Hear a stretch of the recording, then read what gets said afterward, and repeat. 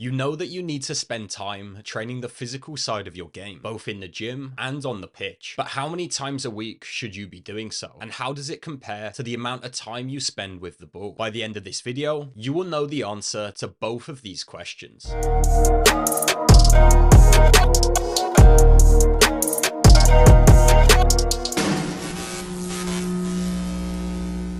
Welcome to the first episode of my football performance training guide. I'm Archie Watts, a football performance specialist and college soccer player. And in this series, I'm going to tell you everything you need to know about training the physical side of your game. This video wouldn't be complete without me first hammering home this point. It doesn't matter how athletic you get, how fast you are, how strong you are, how powerful you are. If you don't have good skill on the ball, you're never going to be a great footballer. So however much time you're spending in the gym, in my opinion, most of the time, you should be spending at least double that on the pitch. This is because no matter what you do in the gym, it's never going to replace getting touches on the ball. And ultimately, it's the touches on the ball that's going to give you more control on the ball and actually be able to use the physical attributes that you're developing. There's no point in getting faster if once you get onto the ball, you can't keep it. There's no point in getting stronger so that when you win the ball and you get it back, then you can't keep it again. So focus on that first. Another nice thing about training the physical side of your game, and another reason why you should still be spending much more time on the ball than in the gym, is because you can actually make a load of progress on the physical side of your game in very minimal time. One of the big misconceptions that a lot of footballers have about the physical side of the game is that they need to be spending hours in the gym to get a load of progress. And I know for me, that was a big mistake that I made when I first started going in the gym. I was so desperate to see progress and to see progress fast. I thought the way to get that progress was by doing more. So I was doing even more volume, even more sessions, and even more time in the gym. But the mistake that I was making in terms of my training frequency and my training volume was that I was spending hours in the gym. These specific leg days I was doing were taking me at least 2 hours. And what I didn't know then, but I know now, is I could have got way more progress out of a 30-45 minute session than I was getting out of these 2 hour long sessions. One, by training the right thing, but two, by actually focusing on the intensity of my training rather than just the volume. So let's look at what would have been the best training frequency for me as a beginner and what's the best training frequency for you now, regardless of the position you're in. So one of the aspects that's going to determine how often you should be training for the best results for you is how much experience you have, not only as a footballer, but as a footballer that's training in the gym. So there's two parts of this that you need to consider. As a beginner, you don't have the past training volume. So all of the work that you're doing with your muscles in the gym, they're simply not used to. If you've been training in the gym at all, you'll know that the first time that you do an exercise or the first time that you come back to an exercise after a while off, the soreness that you get in that muscle in the next few days is much higher than once you're used to training that muscle. But the other side of it for you as a beginner is you're typically not going to be able to lift loads and loads of weight. Even if you're a naturally strong person, you simply won't have the coordination to be able to maximally load a lift to your full potential. So for beginners, I recommend focusing on full body workout, typically not going above 3 to 4 workouts a week because they'll be doing full body sessions. You want enough time to recover between those sessions to movements that you're not used to, but you also want enough training frequency that you're able to do movements multiple times a week so that you develop the skills you need to complete that movement. Let's take a back squat, for example. You're going to make way more progress as a beginner back squatting 3 times a week than you would if you only do it once a week, because now you're getting more exposure to actually doing that movement, and you can train it this frequently because you simply can't put enough weight on the bar to create enough fatigue to last multiple days. Whereas if you're a more advanced athlete, the amount of fatigue that you're going to create from a heavy back squat for you is going to be much higher because you're not limited by your ability to complete that movement. Technically, you're limited by your actual strength on that movement. So all of this is to say that as you progress and you go from beginner to intermediate to advanced, you can be training more frequently, and you can also have slightly more variation within your sessions. Now, you could still be doing full body workouts in each session, but in order to manage fatigue, then you may want to start mixing up your focus of each session as well as the intensity of each session. But we'll get more into that when we talk about workout splits. So we've looked at for beginner athletes, you may have a slightly lower training frequency than more advanced athletes. But another important factor is what part of the season you're in. If you're in the off season, you have a much greater opportunity to be training in the gym. One, you just have more time, and two, you don't have to be so worried about managing your fatigue for game day. So in the off season, I'd be recommending for all athletes to try and get 3 sessions a week that are focusing on your physical side of the game. That doesn't have to be only in the gym. It could be stuff on the track. It could be stuff on the field to develop other qualities, but 3 sessions a week is a nice way to train within the off season. Now, if you're a more advanced athlete, then you may want to take that up higher, maybe all the way up to 6 times a week. But then as you move into preseason and in season, it's going to be difficult for you to maintain that training volume. So moving into preseason, I'd recommend that you drop the number of workouts you're doing by 1 to 2. And then in season, again, you drop it by 1 to 2 workouts. Now, for all in season athletes, no matter if you're beginner or advanced, I would always recommend trying to get at least 1 strength session a week, because you don't actually need a load of training volume or a super high training frequency to maintain your speed, strength, and power. And by training this 1 session a week, it's also going to be super effective at preventing injuries. And I use this example all the time for athletes, but it's, when do you want to peak in your training? Now, if you were, say, a weightlifting athlete or a track athlete, your training frequency and everything you do in your training is going to be leading up to peaking at one specific point. But as a footballer, we almost get lost in the games leading up to that point. So you could be playing 2-3 games a week for months and months at a time. It's only really once you get to the end of the season, but even then, the time where you really want to be at your highest peak performance is at the end of the season. But for so many footballers, and because of how intense the season is, that's the point where they're simply just hanging on for dear life, trying not to get injured and trying to maintain some type of performance. But if you can maintain some sort of in-season training frequency, you're going to put yourself in a position where you're not only just hanging on, but you can actually carry on increasing your performance throughout the season so that you're peaking to perform in the games that really matter most. The games that are going to determine your final position in the league, the cup games, the cup finals, the ones that you really want to win, and the ones that really matter most. So of course, training frequency isn't the only thing that matters. You also need to consider your training volume. But one nice way that you can be aiming for those higher training frequencies is microdosing your workouts. And this simply means doing sessions that are smaller in volume. So a typical session for most people is going to be around an hour. And one of the problems with longer sessions, so sessions longer than an hour, is especially if you're training for speed, power, strength, to get those adaptations, you need to be training at 100% intensity. And the longer that your training sessions go on, the harder it is to maintain that training intensity, which is why those 2-hour-long workouts that I was doing and spoke about earlier in this video were simply so ineffective, is because the intensity I was able to hold at the end of those workouts was so low. So something that you can do as a footballer is microdosing your workouts. And this is just doing more frequent workouts that are lower in intensity. So instead of trying to cram everything into one workout and potentially creating a load of fatigue, maybe you're trying to get everything into one full body day. You're trying to do sprints, plyos, upper body strength, lower body strength, a little bit of hypertrophy, some injury prevention, and you're doing that 1 time a week. But if you're trying to get all of that stuff into one session, it can be really hard to find a time and a place for that, because if you're fatigued from your game, you don't want to be sprinting. If you're preparing for your next game, you don't want to be squatting with a high training volume. So why not spread that out into smaller sessions throughout the week? Maybe 3 20-minute sessions instead of 1 hour-long session. Let's use your plyometrics as an example. Instead of doing 6 plyometric exercises all within a single session, you're going to get more out of those 6 exercises if you spread them throughout the week. Instead of doing all 6 on a Wednesday, maybe you do 2 on a Monday, 2 on a Wednesday, and 2 on a Friday. And now you're able to maintain that really high intensity for all of those jumps or those movements, because you're only doing 2 of those exercises in a session, and it's taking you a much shorter duration, and you're not going to build up the fatigue. But you're also getting a training stimulus 3 times a week instead of once a week now, which is going to help you make more progress over time. On the screen now, you're going to see the training guide based on your level and the part of your season in. So hopefully that helps you to choose a number of times a week that you're going to be training. But as you're making these training frequency frequency decisions, remember this golden rule. Don't let your gym work negatively impact your performance on the pitch. You want to be at least at 80% for your training sessions, and you want to be at 100% for your games whenever possible. If you feel that your training frequency is too high and it's negatively impacting your performance, or maybe the volume of those sessions is too high and you need to spread that volume out throughout more sessions, whatever decisions you're making, they should be geared around not only progressing you over time, but ensuring you can perform in the here and now. So hopefully now you know how many times a week you need to be training. In my next video, I'm going to be covering the best workout splits for you to be able to facilitate that. So make sure you hit subscribe, and I'll see you next time.